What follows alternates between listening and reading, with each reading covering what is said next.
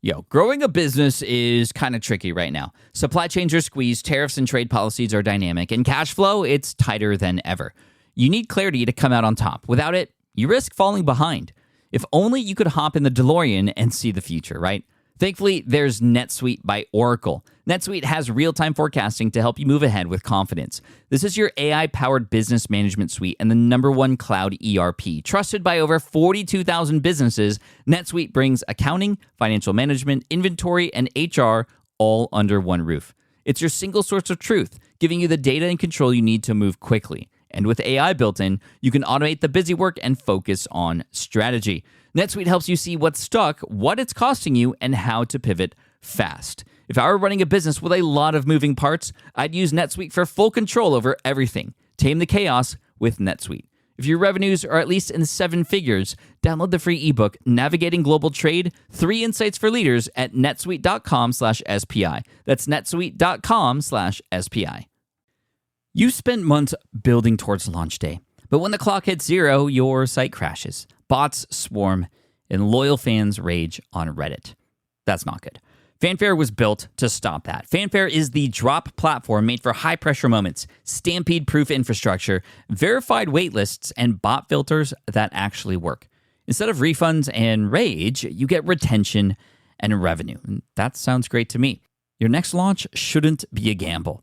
Get Fanfare's 5-step hype drop playbook and learn how to bulletproof your drop at fanfare.io/playbook. Again, that's fanfare.io/playbook.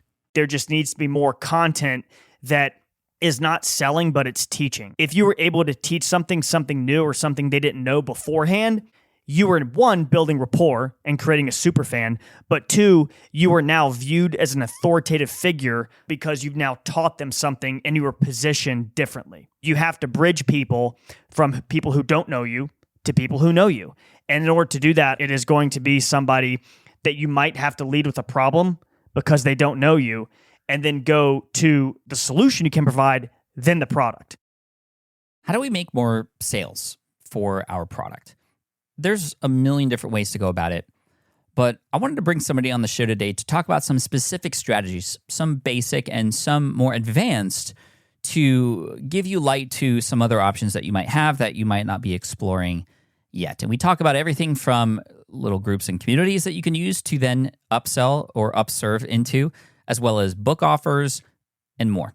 And today we're talking with Ben Harris from ClickFunnels. Yes, ClickFunnels is a software tool out there that can help you with creating funnels, getting more sales. It is a tool that I personally don't use, but a lot of people do. And after speaking with Ben on the team for a little bit, he just was a plethora of knowledge that I knew that I wanted to bring on the show. And ClickFunnels is a great tool. I've heard a number of great things about it from a number of people. I know John Lee Dumas uses it and several others.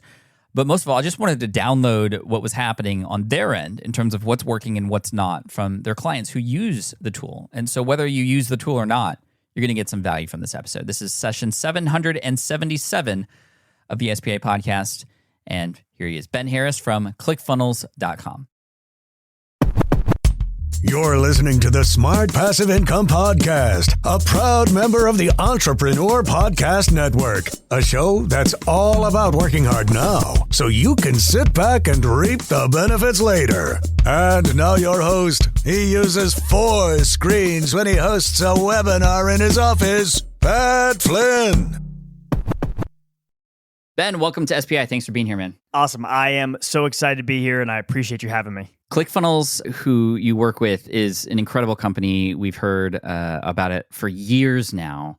How old is ClickFunnels? It's been around for a while, I feel like. Coming up on a decade. So it's kind of, 2014. Gone by like that. Yeah. But yeah, in our industry, right, months seem like years sometimes. Call it ClickFunnels time sometimes. What I love about ClickFunnels and what you do for your users is you have this thing called like the comma club, right? The 2 comma club, the 3 comma club. This is to reward your users and kind of how far they've come and what they're doing to grow their business. Do you have any recent comma club members that have stood out to you, and maybe like what are they doing and how have ClickFunnels helped them? Oh, great question. The 2 Comma Club Award was designed maybe with a Dan Kennedy-ism, I guess. Obviously, Dan being one of Russell's mentors throughout, his online marketing journey and work that I myself had came into even before I knew who Russell Brunson or ClickFunnels was, but really identifying what that finish line looks like, right? You know, the 4-minute mile, right? When Roger Bannister ran the 4-minute mile and then hundreds of people did, it's the person to accomplish it and really sets that standard of, you know, I want that. We get people coming into ClickFunnels and even moving platforms over to ClickFunnels just because they're like, I got to get that award. Like, I want that, or like my friends got it, I got to get it too. And we've seen people from so many different walks of life get these awards, from physical products, coaching programs, agencies, info products, you know, kind of like how you got your start in the info product game. And one that I recently, just for the question that does come to mind is, and this is going to hit on a few different questions here today, is they've actually been teaching business owners and individuals how to profit through their Facebook group. And they've got their entire, you know, value ladder, right? A low-end ebook that they sell that sends people all the way to their high ticket, you know, done for you programs. But it's a very interesting, and I think there's a window of opportunity when it comes to this type of business model, although the foundational concepts remain the same, but something that to acquire leads for pennies on the dollar right now, compared to, you know, obviously as Meta advertising costs rise, right? We're in an interesting year coming up into an election. So there's a lot of money getting pumped into the market. So it's been a little bit different, right? I'm sure you've seen some of the stuff, you know, similar in your line of work as well.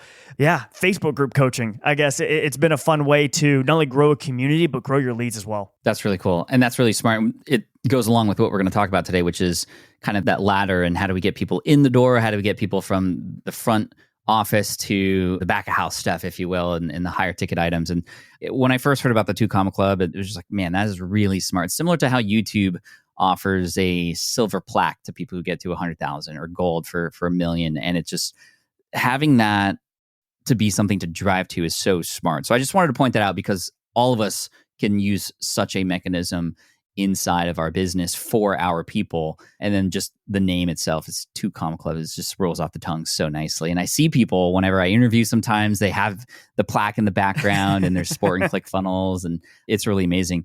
Let's talk about lead gen. I mean, what's working today? A lot of what used to work does not anymore, especially from back in 2014.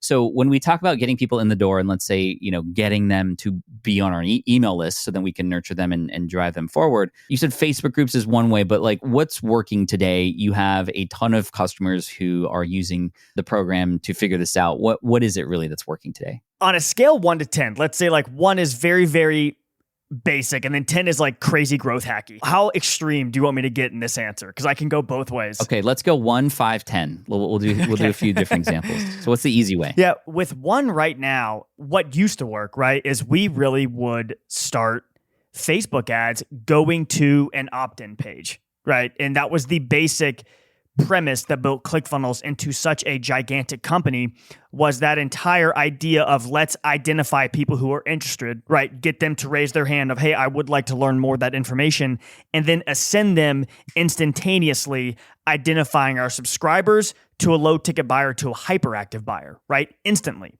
And within that, obviously liquidating your ad costs. So let's say it was $5 to capture an email on your page, within selling something for $7 and then another, you know, everyone here knows how sales funnels work.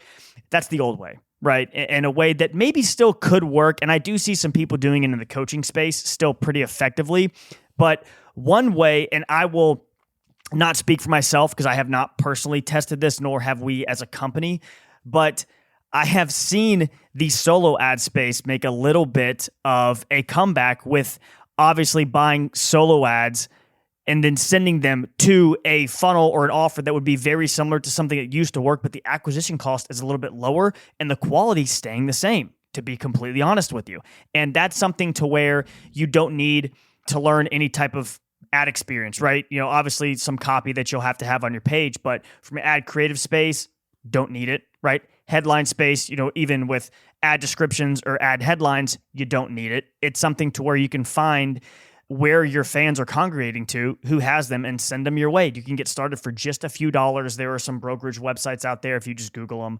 And I know quite a few people, whether they're a big ClickFunnels affiliate or just a personal friend of mine, that are doing it and pretty darn well. It was something that I learned a long time ago and then didn't see it, right? Because it was just bad quality. And there still is, right? Like, I want to be very clear within stating that. What's the strategy? Going to a broker to find solo ads? Yep. So maybe like Udemy, and there's I believe solo ads marketplace or market space. If you just Google solo ads, you can find people with quality email lists that are willing to put your offer in front of their audience. Got you. Solo ads. So you're not working through Google AdSense or Google AdWords type of platform, but really like a more private ad that you set up on somebody else's platform or somebody else's brand. Would sponsoring a newsletter count as something like that as well? Is that kind of what we're talking about? Absolutely. Yeah. So even with, on someone's newsletter that has a subscriber base of raving fans, sending them to your opt-in page and not really going for the sale, right? It's really of, hey, where is my audience congregating, right? What other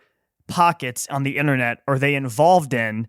And then let's provide value to their audience and then obviously bring them over to yours. And then, the whole deal, right? Converting them to a buyer, but obviously giving them, a lifelong subscriber is still very valuable as well. Yeah, we've done some email newsletter swaps in the past that have worked really, really well. And we are, in fact, doing that on our podcast and also on our email list. People are buying ad spots on our email list. And it's interesting because they continue to buy, which probably means it's working, but we don't see the results on the other end of it. So you're saying that this is working and it's much, much cheaper than what we're paying for on Facebook or Instagram, on those kinds of platforms right now. I'm seeing the cost per lead be cheaper with the right audience, with the right offer, which will, obviously involve some exploring and testing there. It's our job as marketers is to test. And then secondly, I would say on Meta or Facebook, we can call it is what it is, with the paid traffic, instead of going to a sales page, right, going to a domain that's now off app, right, off the platform, you're going to keep them on. And you can run ads directly to a Facebook group right now to where they do not leave the app, right? They don't leave their browser, desktop, whichever method they're using. They can join it right there, go over to the group, and then go through, which I'm sure in all your groups, Pat, you have those onboarding questions towards prompting, where they're at in their business, their life, what they're looking to learn, and then obviously prompting them with a lead magnet of, what's the best email we can send you this free training that Pat has done on how to accomplish X result without, enter pain, right, or difficulty. And, using some group funnels is one, but there's some other tools that are super cheap, if not free, to take those emails, implement them to your autoresponder, you're off and running. And not only are you capturing that email for pretty darn cheap, you're also building a group as well. Double-edged sword. So you're going to be capturing that email, building up that relationship with the person via email, but you're also having a community to where you can go live. If you do send out an email, you can post maybe a piece of that content in your group as well. With Facebook groups, they have admin assist. And I actually don't know how long this has been around, for probably quite some time, but it's something that at ClickFunnels we're now utilizing to its full extent. But there's some automations now that you can implement that just keep the spam away, certain keywords you want to ban, or if somebody is saying, DM me, or if they're putting an email address in a post or in a comment, you can actually not only automatically remove those, you can ban that person for 24 hours to let them know just, hey, we don't allow this. Please don't do it again. If they ban or if they violate rules a certain amount of times, they're kicked out for a week. And so there's different things to really maintaining the quality of a Facebook group, because, this will probably be no news to you. You got to treat a group like an email list, right? Maintain that hygiene. If you still emailed every email that you've gotten since, you're starting online marketing, your performance probably wouldn't be what it is right now, which practicing, probably a lot of stuff that you teach as well. And then third piece, right? Here's like the growth hacky one. With running paid traffic, and a lot of people that are using ClickFunnels, I have not a lot, but some that I've heard that do it at a very high level, they're actually running traffic to a order form, right? Let's just say a book funnel. If you're going to be selling, buying Superfans, if you don't have it, get it. But going to that and having a 2-step order form, and your cost per lead is less because you're capturing the abandoned cart emails of people that are entering name, email, phone number, then going over to the address and credit card form. Capturing that lead is actually, the cost per lead is a lot lower than running straight to an opt-in or a lead magnet right now. Or so I've heard. I have not done that myself, but in terms of it's an order form disguised for actually capturing leads, if that makes sense. I was trying to illustrate that as best as I could. No, that makes sense. And is this where oftentimes people are doing kind of the free with shipping offer for books as well, just because they know that they can capture that lead and then nurture them into some higher end offers from there? Exactly. And not even really treating that lead as an abandoned cart, but rather as a lead. like giving them a lead magnet, right? Bringing them through an email automation that is introducing, into you, your backstory, why you're selling what you sell, why you're doing what you do. And then maybe even just getting with a book offer, 5 or 6 days later. Nice. Maybe we can go with this sort of 1, 5, 10 or sort of like beginner, mid-level, advanced sort of sequence as we go along here. Because the next steps from here, we get them on our email list. We see a lot of people immediately start selling a multi-$100 product from there. And that can work. And then even a higher ticket item from there as well, which often requires some call or a webinar at least. But what are you seeing work today in terms of getting a lead to convert to something and something that ultimately leads to higher lifetime value of that customer? What are you seeing? And maybe we'll start again, beginner, middle, advanced, if you'd like. That's a great question. And you may be able to provide more clarity and even kind of keep me true here if you think I'm going off on a path. When it comes to a lot of this stuff, Pat, I just love to dwindle it down to making it as simple as possible. And maybe that's, my elementary brain, but it's like, if we keep it simple and then just have our scoreboard in front of us, it's going to allow us to dictate what direction we want to go in and what we're going to test. And not only that, but allow us as a team and a department to see if it's even working or not, right? If we're going to be testing a bunch of different things, we're not going to be able to see what direction we need to lean into and what direction we need to lead out of. So when capturing leads, it's really 2 buckets. They are either, and to quote, Russell's training and all the way back to Andre Chaperone's, was it Autoresponder Madness? Do you know what I'm talking about? That's a long time ago, dude. Yeah. Of going into, are they in your soap opera sequence, right? Are they going through your automation and then are they in your broadcast bucket? And to really keep it to. Now you can get into on a soap opera, a choose your own adventure series of getting them with 3 emails on day 1, and are they going to get a different sequence if they click on the first email? So there are some things to get into that, but really getting to a 7-figure level, I have seen a lot of people not go that route because unless you're using something like an active campaign or something that allows you to get granular in that way, it's really giving them the soap opera sequence, right? The autoresponder that is an introduction into what you do. Now, I will, with the caveat, say that could last a long time. Right? I've seen people that have a 7-year autoresponder. Not kidding. It's that long. And obviously, I don't know why I would advise that. 7 years. Yeah, seriously, really. You probably know who they are. I know for a fact you do.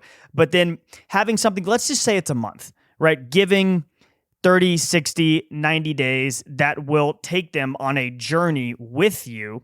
And then having your broadcast bucket that does get your newsletter, right? It does get something if you want to maybe participate in a launch that a friend is running or any kind of product you want to introduce your audience to, emailing daily, a few times a week, current events, things that are happening with your life. That relationship you have with your subscriber base is really the foundation to anything online. But it's really the most of what I see, to answer your original question, are those 2 buckets. Now we'll ask, do you see things different? How would you answer that question? Well, I want to go a little bit deeper into what you mean by soap opera, because sometimes we hear about this as a nurture sequence, right? We have the broadcast, which is like real time and what's happening right now, but the nurture sequence is this pre-written series of emails that gets sent out. But what do you mean by soap opera? Because nurture can just, and we always say that and we always hear it, and it like isn't really even defined, really. Nurture just means like stay in contact with them, but that doesn't really help. But what does the tone of a soap opera sequence mean? Any message or story you can tell and write that leaves them hanging, right? Just like a soap opera, where they're like, and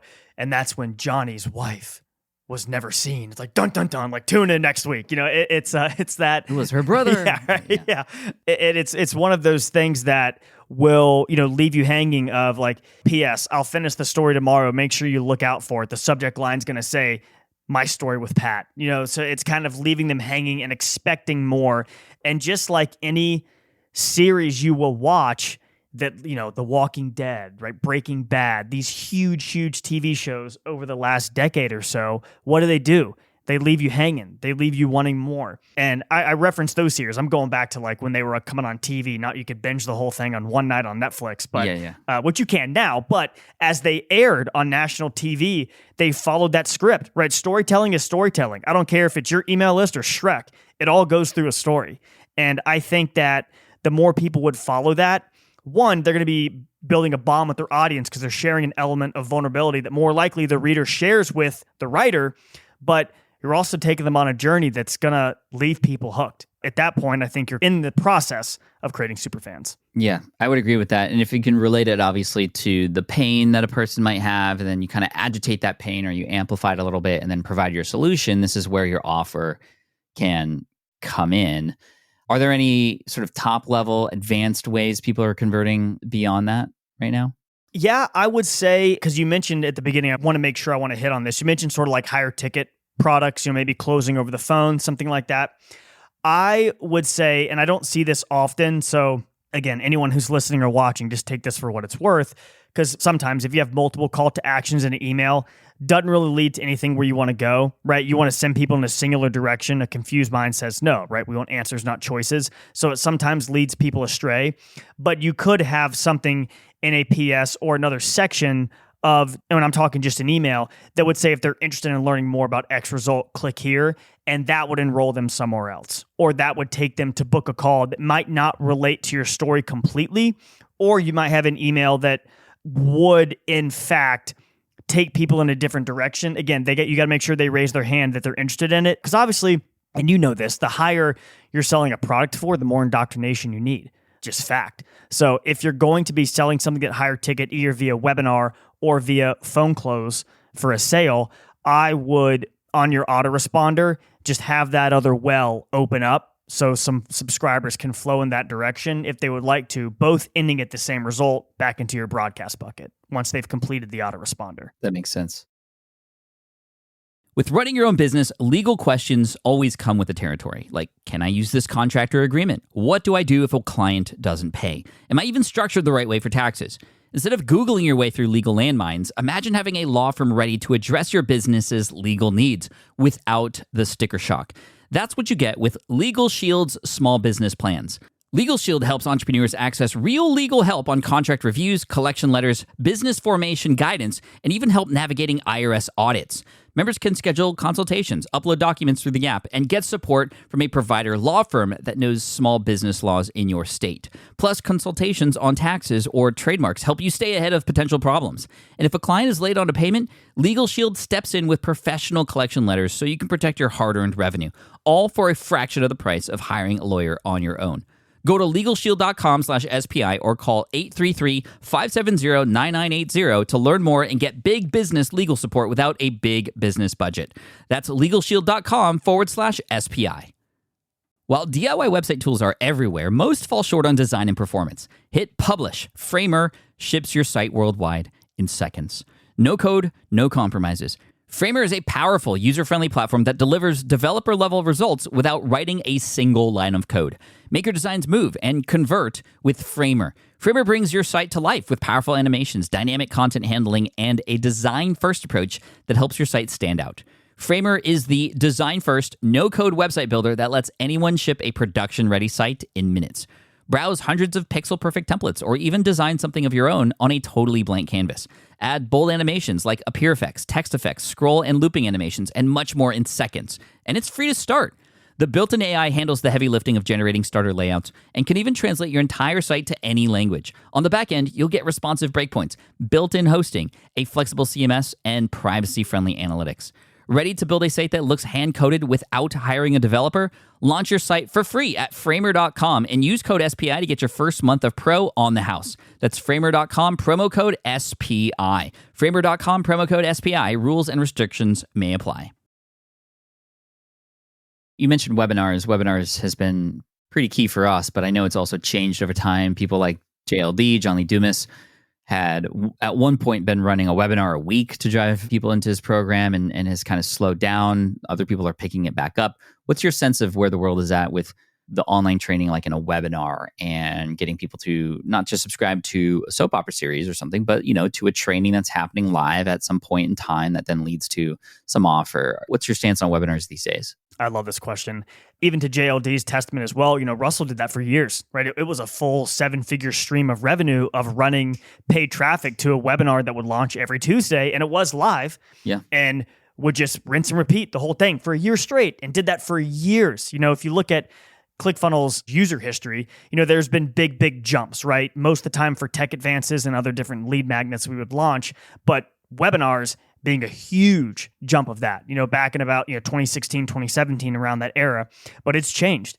Like you can see, I've done live webinars myself and they don't perform like they used to. And I know like you've probably seen similar results as well. And I think a lot of it, and this is just based on theory, so anyone in the comments or anything, welcome to argue with me if you want, because I don't know if I'm factually correct, but consumer behavior has changed. Like whether it's Gen Z forming more of a buyer population or something like that, I do feel like there just needs to be more indoctrination and more content that is not selling, but it's teaching. And I'll explain the difference. Is if you were able to teach something new or something they didn't know beforehand, you were, one, building rapport and creating a super fan, but two, you are now viewed as an authoritative figure from said person because you've now taught them something and you were positioned differently. So I hope everyone here listening does know what a value ladder is. It's more or less like a traffic ladder, kind of. You have to bridge people from people who don't know you to people who know you.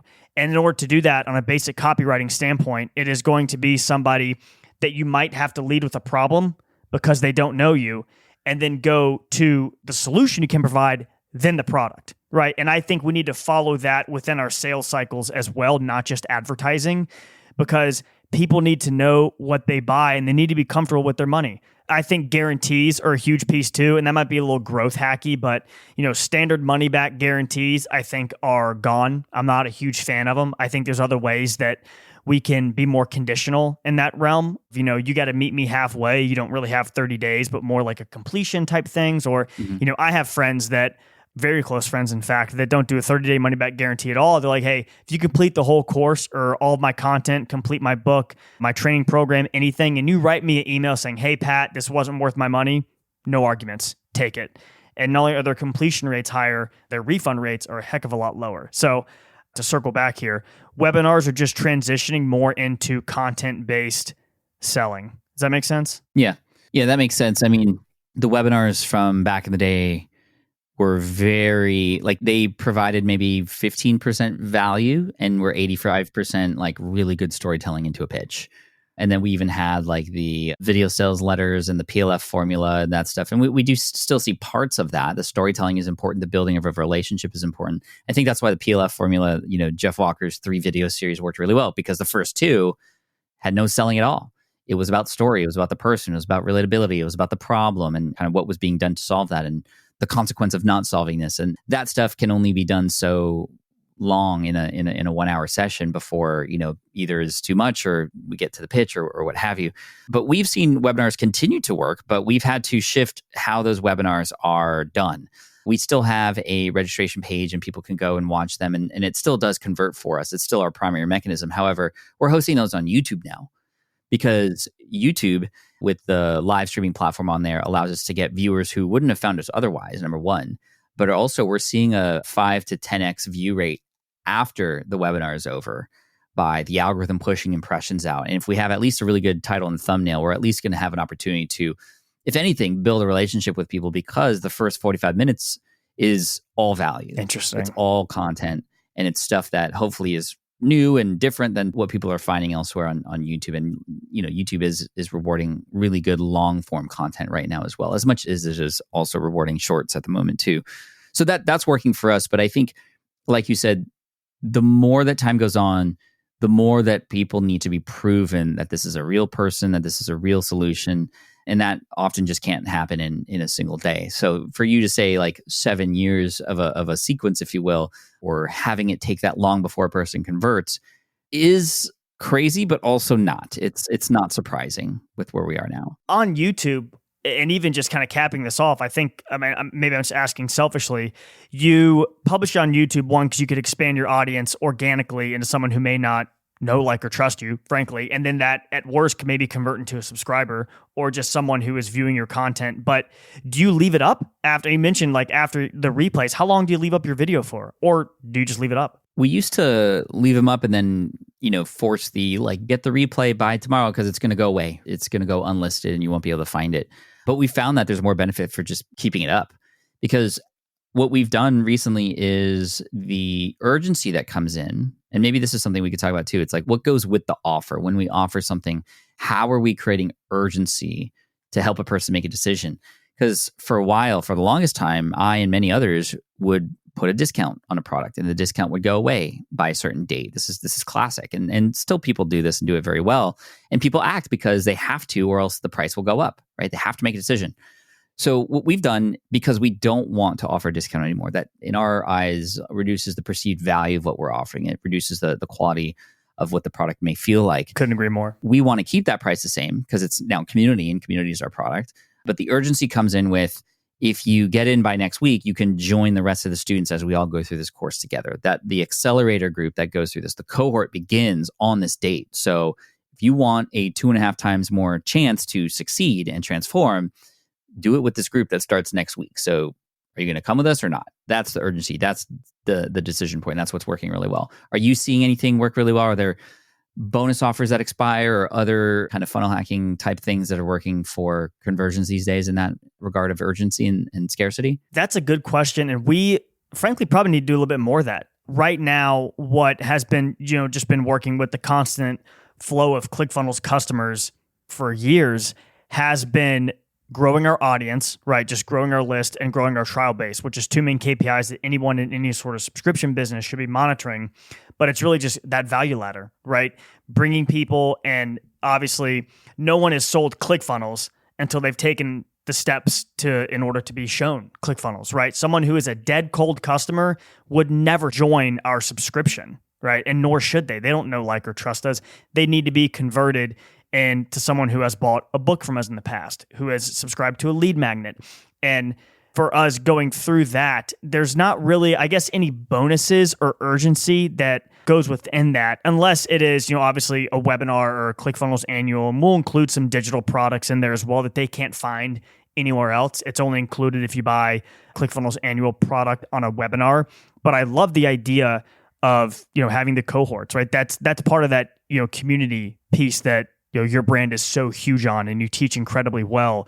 Do you find that strengthens your community by having those cohorts? Yeah, I mean, absolutely. It's interesting because we have people come in for those accelerators, and like we used to run the cohorts separately, just when we were experimenting with this, and they were like, okay, this is over. We have transformed, but we want to stay in contact with each other. Like, can I get the email of everybody else who took this with me? Because we're going to form a group together kind of thing. And we're like, okay, well, maybe we should just create the place where the groups form after and as people are going through this. That way it's there already.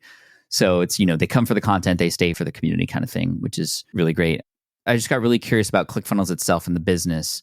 How are you getting your influx of customers these days? You mentioned a free trial. How are they getting to see that? Can you kind of go through your value ladder that you have as a company? I'd be curious to see how people are coming through into the software. We have a lot of software entrepreneurs in the audience as well who I'm sure are curious. Yeah. And it's really about, growing our audience. And that could be, obviously, there's a little bit of a cheat code because there's a guy named Russell Brunson that's got a pretty large following and has been, the face and the founder and everything behind this company. Yeah. And with growing his audience as well is a direct proportion to our user base growing, frankly. And it's about, so if you are a founder of a software company, some metrics that you should be focusing on or growing, whether it is your company list or your own personal email list, if those two are growing and you are doing the back end at a semi-effective way, your company should be growing. And even from a software perspective, if your user base is growing year over year, so should your price. And I think that's one thing that a lot of people, I don't think, take advantage of just from a basic profitability standpoint. And that's not anything of trying to make more money. That's just something I've learned from consulting groups, over my years of, my lap around the sun. But I think that if you are growing a software company, and really what we've done, it's been growing our audience through low front-end products. I know that sounds boring and mundane, but it's been done effectively and done with discipline. And it was either Dan Kennedy or Russell has always said book buyers are the best buyers. And maybe you could attest or disagree with that, Pat, but it has been .com secrets, expert secrets, traffic secrets, the box set of turning a lot of lower ticket buyers into lifelong customers. And it's really indoctrinating them with the teachings and the philosophy. Because with ClickFunnels, it was like ClickFunnels is the car, right? And Russell's calling was to teach you how to drive. And then once you got in, you knew exactly what to do. So with us growing, that's one piece. The second half of the fence is really a spot where I live a lot in our company, and that's our affiliate revenue. We've done a phenomenal job at growing an affiliate army, if you will. And anyone here would like a good read, Integration Marketing by Mark Joyner is a fantastic read, like 80 pages. You can read it in one night, but really going about our customers, right? You know exactly who your avatar is. If I asked you right now, Pat, you could paint a picture for me if you wanted to. But finding out where else your avatar lives, right? What other products are they buying? And within those products, those courses, those teachings, is there any blank real estate where ClickFunnels could live as well, right? Could we help each other and do some stuff and maybe provide their audience an offer that won't exist anywhere else, a true one-time offer? And that's been huge for us as well. You know, at times has equated to quite a bit of our annual revenue, have been the partnerships and the affiliate just integrations that we have with other people that are out there selling to our audience as well. Nice. How do you determine the right compensation model for a company like ClickFunnels? Like, is it a percentage for life, or, you know, how do you calculate that? I know that there's a lot of other softwares out there who often struggle to find, you know, a groove with their partner and affiliate program. How have you been able to solve that? What does that look like? I'm pretty polar on this, and I say that because I want to give our customer the best experience, right? If we're not doing that, why are we even here? And secondly, I want to give our affiliate the highest compensation that we could give them with keeping our lights on as well. Because in my mind, they're bringing me a customer that I didn't even know. And a lot of it from even just starting out, I would advise doing this. If you're running paid traffic or any type of paid media, how much does it cost you to make a sale? Just put a number in your head. How much is it costing you? And then if you're in a subscription-based business, what is your average stick rate? What's your customer lifetime value? And kind of find a medium in between there. So if it's going to cost you $300 to make a sale and your lifetime value of a customer is around $1,000, what would you rather do, right? Give somebody a little bit more and you take a slight haircut if they're going to bring you a raving fan that's a raving fan of them coming into your world that you know, and obviously, you know, it's really about knowing your numbers because they could bring you a lifetime value that's higher or lower. So you really got to kind of look at that per affiliate. But in terms of just starting out, look at how much you're paying to gain a customer and start there. That makes sense. And I know from being an affiliate for different companies and also having an affiliate program for my own products, oftentimes the large number of sales come in from a fewer number of people. Very much so. Like super partners, if you will. You know, Pareto's rule comes into play. How do you build a relationship with a partner like that? How do you go out and start a rapport for somebody who you feel would be a great fit to promote a software like yours and nurture that relationship and get it to a point where you're both helping each other win? So there's a quantitative and a qualitative answer to that. I'll go quantitative first. It's really about strategically kind of coming into their world. So whoever that is, right? You've identified it. We call it the Dream 100 from Chet Holmes of who are my top 100 dream promoters of my product. And really kind of involving your life into theirs. Like, where are they on social media? You should be commenting on their posts and not unauthentic stuff. Like, make sure it's at great post, Pat, you know, with the hands up emoji. Like, you know, no one would really care about that, but really finding out what's important to them, subscribing to their list, emailing back, making sure that you are showing love, you know, meeting who else is on their team, right? If they have an EA, you're going to want to get in good with them as well, right? They're the eyes and the ears of anybody who you're looking to be in front of. And again, kind of commenting on their post, finding out what other contacts you can get in touch with, maybe looking at, are you one introduction away? Do I have a close friend who might know you that's like, hey, could you start a text thread with Pat Flynn? Or even ask if he'd be interested in meeting who I am. So taking that strategic approach and sort of knowing how to broach it. It's courtship, right? At its most simplest form, that's what it is. I'm not going to walk up to a girl and ask her to marry me. She'd probably hit me in the head, and rightfully so. And on the qualitative front on that, it's just finding out what's important to them and being their friend. And if people do business with people they like, and especially in this industry, and you've been around to the point where if it's built to last, it will, right? People who are out for their own gain, you can sniff it from a mile away. Yeah, for and sure. If you're not in this business to help everybody and a rising tide lifts all ships, then I hate to break it to you. I don't know if you need to hear it from me, but you're not going to make it that far. At its most basic human element form, it's how can I help whatever they're trying to accomplish? And if you do that expecting nothing in return, I promise it'll work out for you if you just zoom out for a bit. So again, double-sided. One strategy, one is just, you know, let's figure out how to just be a good person. I would suggest that. I would plus one that as well. And if you're a longtime listener of SPI, you know that's how we do things around here. So I appreciate that, Ben. To finish off here, I want to ask you about, we've talked a little bit about where things were and what things are working right now.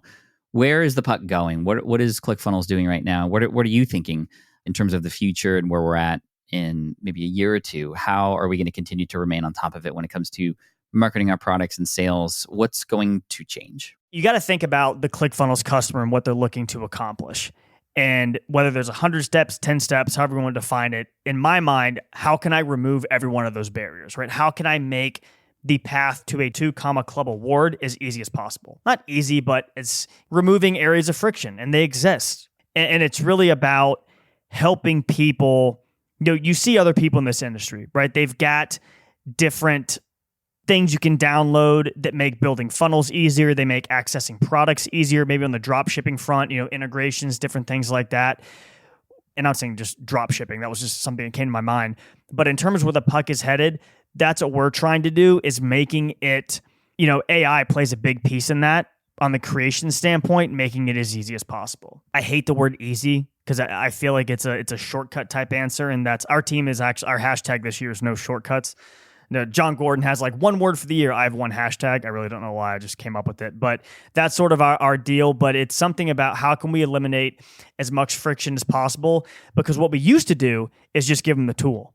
Gave you the tool, taught you how to drive. Now there's a little bit more hand-holding. That's probably a bad answer. Do you want me to go deeper on that?